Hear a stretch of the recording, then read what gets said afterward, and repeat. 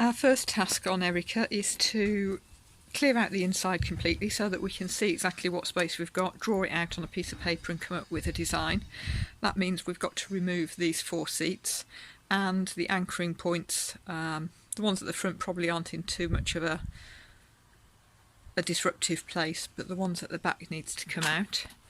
That's fortunately really easy because they're on click and slide, so you just pull up the thing, slide it out, and they are out. Then we need to work out how to get the seats out, because we've told the insurance company that we're going to be going from 7 seats to 3 as soon as possible. So they've insured us 3 seats, even though I've told them we will be driving for a little while with 7. So we need to have a look underneath, see how they're anchored underneath, remove these covers. I'm armed with some plus gas on the assumption that after 7 years they might be a little bit uneager to release themselves, and we'll see where we get to.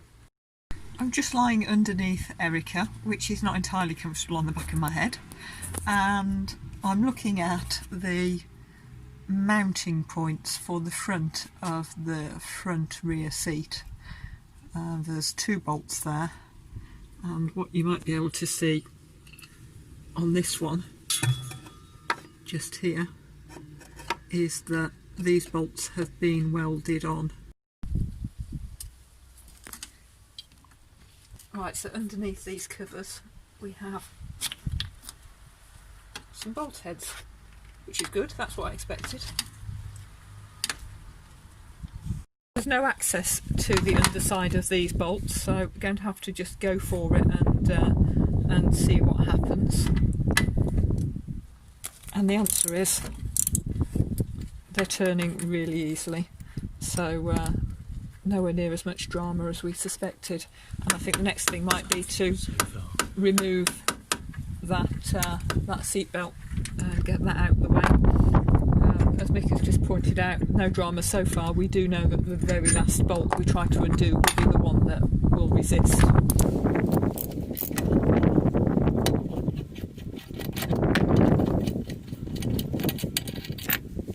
The item that's put at the greatest resistance so far was the nut and bolt that was through this hole here. That's been a 2-man job, because that was a long-armed socket from below and another from above to get that one free. Fortunately, the top end of the seat belt came out really easily. I've sped up this footage. The actual time taken to remove the second seat was 1 minute 35 seconds. It really was incredible quite how quickly these seats were coming out.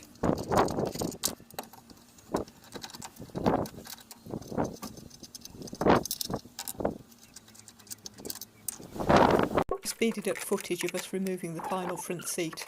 On the rearmost seats, the spreader plates were internal, below the wooden floor but above and presumably welded to the floor of the van. The bolts on those seats came out incredibly easily because they hadn't been subjected to the elements or crud of the road. The front seats were also held in by 6 bolts and came out relatively easily, but whereas the rear seats could be undone by hand once the bolt was cracked, the front seats took more effort as the bolts went right through the floor and into the nuts welded to the external spreader plates, as I showed in the earlier snippet when I was lying under Erica.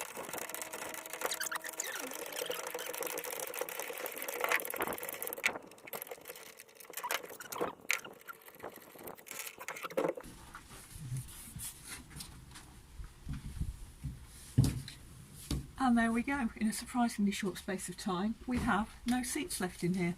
Next to take up the 2 electro reels, the silver things either side of the winch.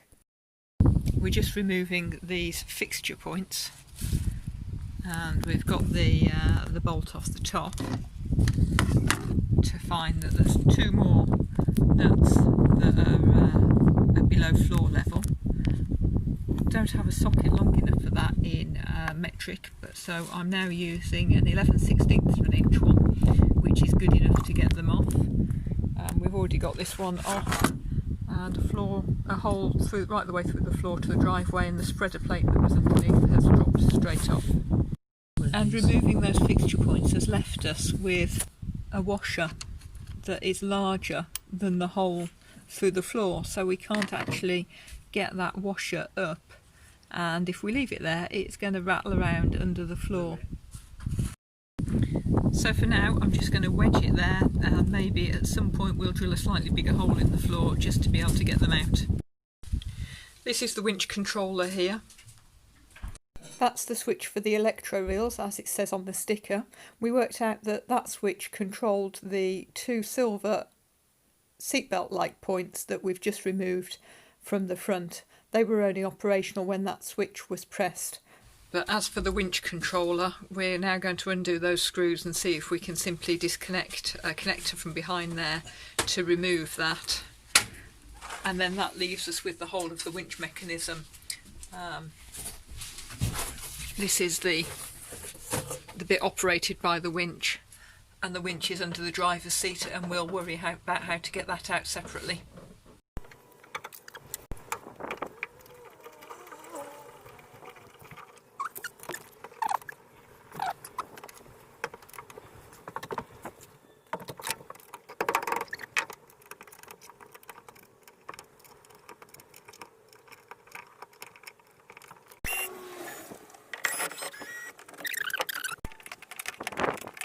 That's the winch controller. We removed it so that it exposed these wires, and all we could see at this point was that the wire went up there somewhere. Removing that vent didn't help us, so the next thing we've done is to remove the roof liner of the rear, and that has exposed to us the fact that this, if we go back down here, so we've got white and pink wire, so we can now trace those the whole way across the back of the vehicle.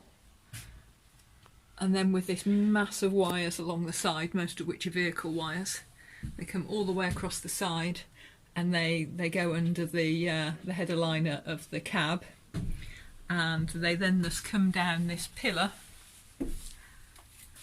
and they come out at the winch. So now to work out how to disconnect those and if we can actually take them all out rather than having to cut them at each end.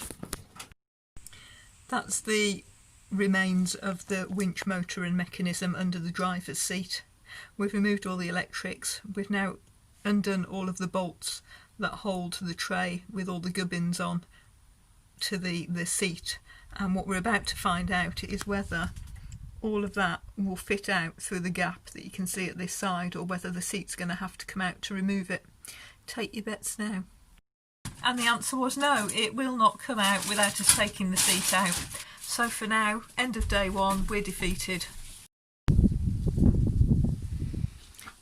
So here we are at the end of day one. We make far more progress than expected. All of the seats are out.